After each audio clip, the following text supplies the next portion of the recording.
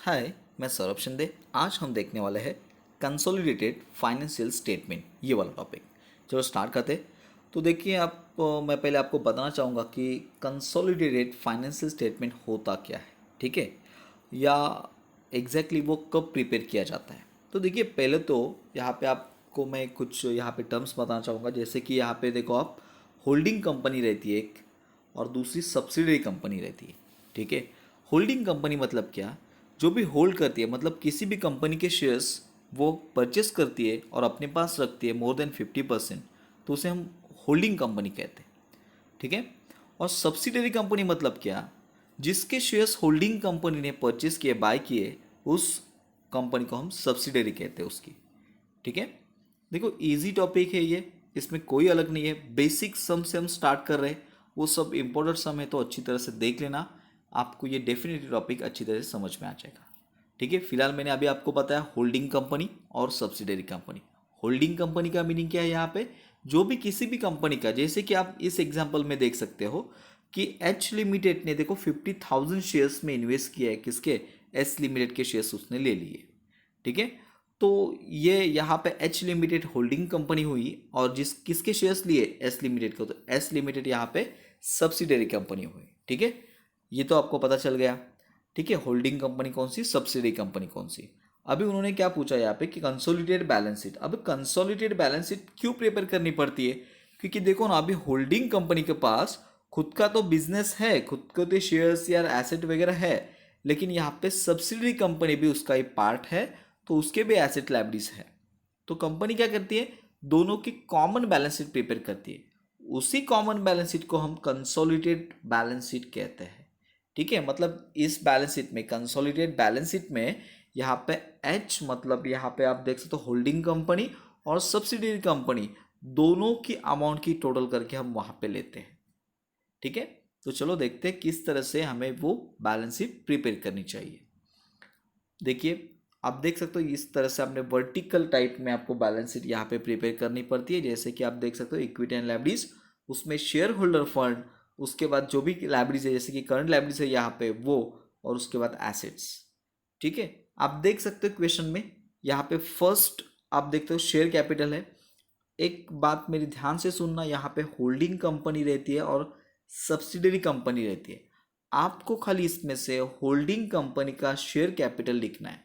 हमेशा याद रखना, होल्डिंग कंपनी का खाली शेयर्स कैपिटल आपको यहाँ पे बैलेंस शीट में लिखना होता है। सब्सिडरी का अमाउंट हम नहीं लेते, ठीक है।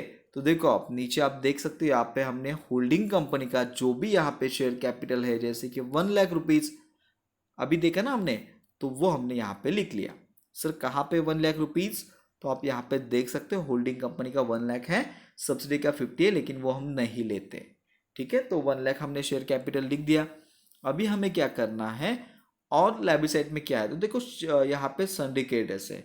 देखो शेयर कैपिटल, रिजर्व सरप्लस छोड़ के जो भी यहाँ पे रहेगा वो हम दोनों का भी ले लेंगे। जैसे कि यहाँ पे देखो एच का है 1 लाख और एस का है 30,000, तो 1 लाख प्लस ये 30,000 दोनों का टोटल करके हम यहाँ पे सिंडिकेटर्स लिख लेंगे। आप देख सकते हो यहाँ पे हमने क्या किया, करंट लायबिलिटीज लिखा, उसमें ट्रेड पेबल मतलब सिंडिकेटर्स, उसमें 1 लाख और 30,000 दोनों का टोटल करके 1,30,000 अमाउंट यहाँ पे लिख दी, राइट। अभी आप ध्यान से देखना, यहाँ पे बैलेंस शीट में बाकी कोई नहीं है, मतलब दो ही आइटम थे। यहाँ पे एक शेयर कैपिटल था, सिंडिकेटर्स, जो कि हम लिख चुके हैं, राइट। तो बस आपको यहाँ पे टोटल कर देनी है, राइट। यहाँ पे टोटल कर दिए, देखो यहाँ पे आपको टोटल 2,30,000 मिल जाएगा, ठीक है। उसके बाद आप देख सकते हो यहाँ पे एक बात मैं बताना भूल गया, कि आप देख सकते हो यहाँ पे कि इन्वेस्टमेंट कितने शेयर्स का किया है, 5,000 शेयर्स, मतलब उसके पास भी कितने हैं, 50,000, मतलब 10 रुपीज के, मतलब 5,000 शेयर्स ही है एस के पास।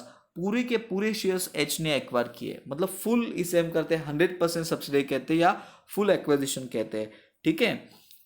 समझ में आ रहा है ना आपको, ठीक है। अभी क्या करना है हमें, देखो एसेट साइड है ना, उसमें देखो करंट एसेट है 1,50,000 और यहाँ पे 80,000 है, हाँ, और एस का, तो 1,50,000 प्लस 80,000 दोनों का टोटल करके हमें लेना है, याद रखना, दोनों का टोटल करके हमें यहाँ पे एसेट लेना है। आप देख सकते हो यहाँ पे हमने करंट एसेट लिखा 1,50,000 और 80,000, राइट। तो टोटल उसके 2,30,000, ओके। और क्या एसेट में है देख लेते हैं। देखो यहाँ पे ना इन्वेस्टमेंट दिया है, लेकिन जैसे कि मैंने आपसे कहा कि हम यहाँ पे शेयर कैपिटल नहीं लेते, वैसे ही एच लिमिटेड का मतलब यहाँ पे होल्डिंग कंपनी रहती है, उसमें जो भी इन्वेस्ट किया है उस कंपनी में, सब्सिडरी में, वो भी अमाउंट हम नहीं लेते। ये दोनों भी अपने अपने में कैंसिल हो जाते हैं, ठीक है, याद रखना। ठीक है, तो बस यही दो ही अमाउंट थे यहाँ पे, करंट एसेट 1,50,000 और 80, तो वो हम लिख चुके हैं, राइट। तो एसेट की टोटल भी देखो यहाँ पे 2,30,000 आ जाएगी, जो कि यहाँ पे लाइबिलिटी की टोटल भी 2,30,000 है। तो इस तरह से आपका बैलेंस शीट प्रिपेयर हो जाएगा, टैली हो जाएगा, ठीक है। ये देखो एक बेसिक सम था जिसमें हमने फुल कंसिडरेशन देखा किस तरह से सॉल्व करना है, ठीक है। अभी नेक्स्ट वाला जो सेकेंड वाला सम हम देखने वाले हैं ना, उसमें थोड़ा अलग क्या आप मुझे बताओ। सेम वैसे ही है यहाँ पे, अभी जैसे हमने देखा यहाँ पे सेम वैसे ही है, आप देख सकते हो यही सम है वहाँ पे। लेकिन यहाँ पे देखो 50,000 था, राइट। मतलब 50,000 के शेयर्स हमने 50,000 में लिए थे यहाँ पे, फुल कंसिडरेशन, राइट। लेकिन ये दूसरा वाला जो आप सम देख रहे हो उसमें देखो 100% सब्सिडरी है, लेकिन 5,000 की शेयर की वैल्यू देखो 70,000 है, मतलब 20,000 एक्स्ट्रा है शेयर से, राइट। ऐसा भी हो सकता है ना, आपने शेयर्स ज़्यादा भाव में ले लिए उससे, राइट। तो हो सकता है कि आप ज़्यादा प्राइस पे किए हो आपने।